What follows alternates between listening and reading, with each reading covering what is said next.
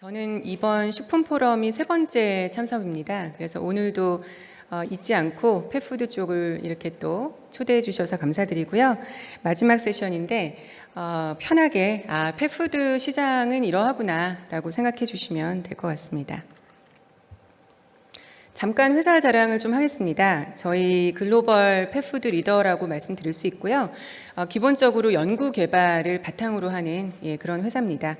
그래서 한 500여 명의 수의사와 영양 전문가들이 붙어서 강아지와 고양이 펫푸드만을 연구하고 전 세계적으로 9개 정도의 연구 시설을 갖추고 있습니다. 국내에서도 저희가 단일 브랜드로 또 회사 매출로도 1위 기업이고요. 특히 2018년에 전라북도 김제 아시아태평양 공장을 만들면서 지금 국내 펫푸드 수출을 저희가 견인을 하고 있습니다. 그래서 한국 포함해서 9개 나라에 지금 제품을 공급하고 있고 작년에 1억 불 수출을 달성을 한 상황입니다. 일단 펫푸드 그 공장 하면은 어떻게 만들까라고 궁금하실 것 같은데요. 영양에 대한 얘기를 하기 전에 저희 그 사람 식품과 거의 마찬가지로 품질 환경 식품 관련 ISO 인증, 해썹, GMP, GHP 모두 따야만 하는 그것이 또 글로벌 스탠다드화 되어 있다고 먼저 말씀드리겠습니다. 네, 혹시 강아지, 고양이를 키우시는 분들이 계실지 모르겠는데요. 마켓에 가면 정말 다양한 종류의 펫푸드들이 나와 있습니다. 하지만 일단 기본적으로 수십 년간 검증된 펫푸드 형태는 주식, 간식, 그리고 질환관리 영양식. 시장에서는 처방식이라고 부르는데 저희는 처방이라는 말은 적절하지 않다고 생각하고요. 아직 처방 대신에 쓸만한 말이 법적으로 정의되어 있지는 않아서 기본적으로 질환관리 영양식, 환자식 이렇게 말씀을 드리고 있습니다. 테크놀로지 측면에서는 건식, 알갱이 형태로 되어 있는 건식과 습식으로 되어 있고요. 특히 한국 시장이 굉장히 특이한 것이 뭐냐면 특히 이제 국내 대기업에서 펫푸드에 관심을 최근 한 10년간 많이 가지시면서 사람 중심으로 마케팅을 많이 하셨습니다. 그거에 굉장히 특이한 상황인데요. 예를 들면 휴먼 그레이드라는 마케팅이 굉장히 국내에서 대두가 된다거나 또 원료를 얼마나 프레시하냐, 내추럴하냐, 올가닉하냐 이런 부분으로 그 사람 식품 트렌드에 맞게 국내에서 굉장히 그 마케팅이 활발한 그런 상황인데요. 기본적으로 저희 같은 또 글로벌 회사에서 어떻게 생각하는지는 이것에 비추어서 다음에 영양을 중심으로 좀 말씀을 드리도록 하겠습니다. 네, 일단 저희가 50년 이상 그 글로벌 펫푸드 리더로서 자리매김을 하면서 저희는 회사 철학이 영어로 Cats and Dogs First입니다. 굉장히 재밌죠? 쉽기도 하고 강아지와 고양이가 항상 최우선이다. 이것이 여러 가지 복지 측면에서도 볼 수 있고 하겠지만 기본적으로 사이언스입니다. 저희는 이 사료 알갱이, 키블이라고 하는 알갱이를 하나를 고안을 할 때 기본적으로 한 수백 가지의 지금 종류가 있는데요. 이 강아지나 고양이가 짚는 방법이 어떻게 되는지, 삼키는 속도가 어떻게 되는지, 소화율이 어떤지, 밀도는 어떻게 해야 되는지, 특히 얘가 주로 야외에서 지내는 그런 품종인지 아니면 그 실내에서 지내는 품종인지 이런 것들을 따져보고요. 치아 건강이라든가 또 기호성, 얘가 먹는데 까다로운지, 이것저것 잘 먹는 애인지 이런 것들을 모두 데이터화하여서 이것을 펫푸드 제품으로 만들어내고 있습니다. 특히 두 번째 가장 중요한 컨셉은 이 펫푸드라고 했을 때 이거는 그냥 지나가다가 먹이는 그런 음식 종류가 아닙니다. 이 아이가 평생 동안 먹어야 하는 것이고 특히 저희는 이 강아지나 고양이가 평생 얼마나 건강하게 그 생명을 연장하면서 살 수 있는가, 이 주식이라는 것을 굉장히 강조를 하고 싶고요. 그래서 건식의 알갱이 하나를 먹을 때 그 건식 알갱이 하나를 디자인할 때도 단백질이나 탄수화물, 비타민, 무기질, 각종 미량 영양소 이런 것들이 어떻게 배합되어 있는가. 그래서 저희 회사는 한 700종가량의 종류의 펫푸드를 만드는 저희는 포뮬라 회사입니다. 그래서 저희는 스스로 생각할 때 저희가 마케팅 세일즈도 하지만 포뮬라 회사, 배합회사, 레시피 회사 이렇게 저희는 말씀을 드리고 있고요. 예를 들면 같은 관절 이슈라도 포메라니안, 불독, 리트리버가 다르고 또 어떤 털 하나만 보더라도 리트리버와 말티즈와 푸들이 다르고 이런 것들을 다 데이터화하고 연구해서 제품을 만들고 있습니다. 특히 이 용어는 아까 제가 특수의료용도 식품을 배우면서 수정하도록 하겠습니다. 식품에 없는 이 말은 잘못된 것 같고요. 특히 질환별로 특수용도 의료용도 식품이 많이 개발되어 있다는 걸 오늘 알았기 때문에 이 용어는 좀 수정하고요. 하지만 지금까지 저희는 특히 이 강아지와 고양이의 질환을 대상으로 가장 세분화된 그런 질환관리 푸드를 만들었다라는 것을 굉장히 자부하고 있었다는 것을 말씀드리고요. 예를 들면 특히 만성질환의 강아지, 고양이를 대상으로 한 식품이기 때문에 예를 들면 뭐 대사 기능에 대한 어떤 특정 영양소의 포뮬라, 뭐 만성 신부전이다 하면은 이내 함량을 낮춘다든지, 심장 질환을 가지고 있다라고 하면 나트륨 함량을 낮춰서 우려이나 부종을 개선시킨다든지 이런 식의 포뮬라를 개발을 하고 있고요. 또 임상 증상 개선을 위해서 또 특정 영양소를 강화하는, 예를 들면 아토피성 같은 경우에는 뭐 오메가3 지방산을 활용한다든지, 골관절염에는 커큐민과 녹차, 폴리페놀 뭐 이런 영양소를 강화한다든지 하는 식의 포뮬러를 만들고 있습니다. 그래서 저희 제품의 사례를 몇 가지를 들면서 이 펫푸드에서 맞춤 영양이 무엇인가 좀 소개를 드리고자 하고요. 기본적으로는 저희는 품종을 생각을 많이 합니다. 예를 들면 시추, 저도 뭐 예전에 15년간 시추를 키우다가 하늘나라에 보냈었는데, 시추 건강 특성을 보면요, 굉장히 특징적인 게 단두종입니다. 납작한 얼굴, 짧은 턱. 그러니까 이게 삼키는 것이 굉장히 중요한 건데요. 그래서 저희 제품 같은 경우에는 계단형으로 알갱이를 만들어서 단두종이 잘 집어서 먹을 수 있도록 디자인을 하고 있고요. 뭐 치석이 생기기 쉽기 때문에 칼슘 흡착 성분을 넣는다든지, 소화기가 민감하기 때문에 뭐 식이섬유를 굉장히 강화한다든지, 또 털 부분 뭐 민감하기 때문에 또 이런 특정 영양소를 넣는다든지 이렇게 포뮬라를 개발하고 있고요. 대형견 중에서 라브라도 리트리버 같은 경우는 또 다른 특징을 갖고 있습니다. 예를 들면 리트리버는 아주 개걸스럽게 먹습니다. 식탐이 정말 대단하다고 합니다.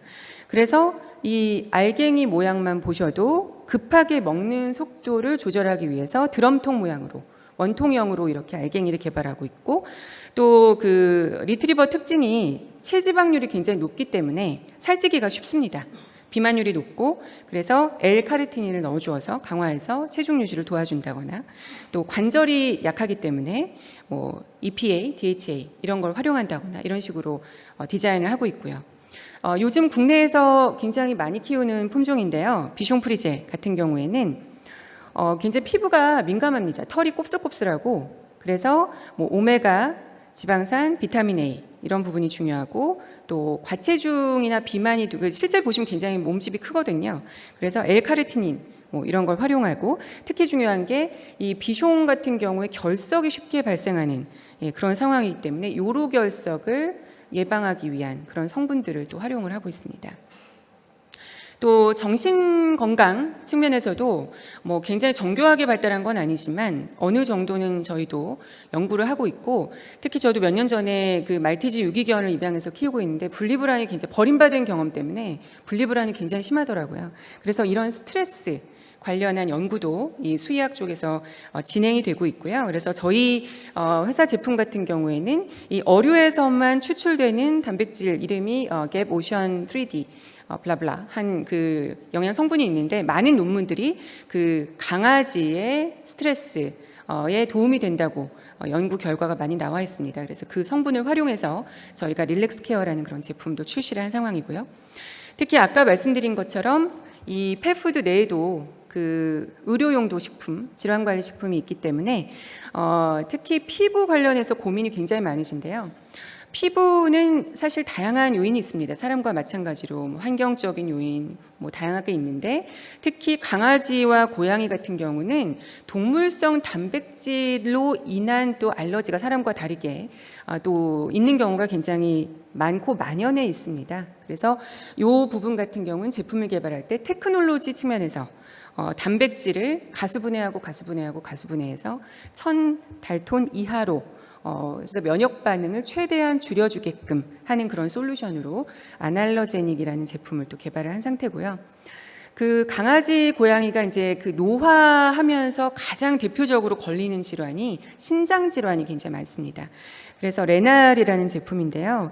그 특히 저희 같은 경우는 초기 단계와 말기 이렇게 어떻게 영양 측면에서 이 아이가 수명을 연장할 수 있을 것이냐에 초점을 두어서 초기 같은 경우에는 인 함량을 낮춰서 이 신장 질환을 관리하게 해주고 말기로 갈수록 2단계 이상으로 갈수록 인 함량 외에도 이 몸 안에 독소가 많이 생기지 하게 않기 위해서 단백질 섭취를 제한하는, 그러면서도 이 신장 질환이 있는 아이들은 입맛이 굉장히 떨어지고 힘이 없기 때문에 밀도를 높게 설계해서 조금만 먹어도 에너지를 낼 수 있게끔, 또 기호성에 관한 그런 또 성분들을 추가해서 잘 먹을 수 있게끔 그렇게 도와주는 그런 역할을 하고 있습니다. 그리고 저희 분야에서도 AI가 계속되는 화두입니다. 특히 이 펫푸드, 강아지, 고양이 펫푸드만으로만 한 700종을 생산한다고 한다면 그것을 그 병원이라는 터치 포인트에서 수의사 선생님들이나 또 그 펫의 보호자들이 어떤 이 아이한테 맞는 펫푸드를 먹여야 할 것이냐 하는 고민들이 사실 굉장히 많으시거든요. 그래서 저희가 계속해서 파일럿으로 추진하고 있는 것이 AI가 추천해주는 뉴트리션 솔루션.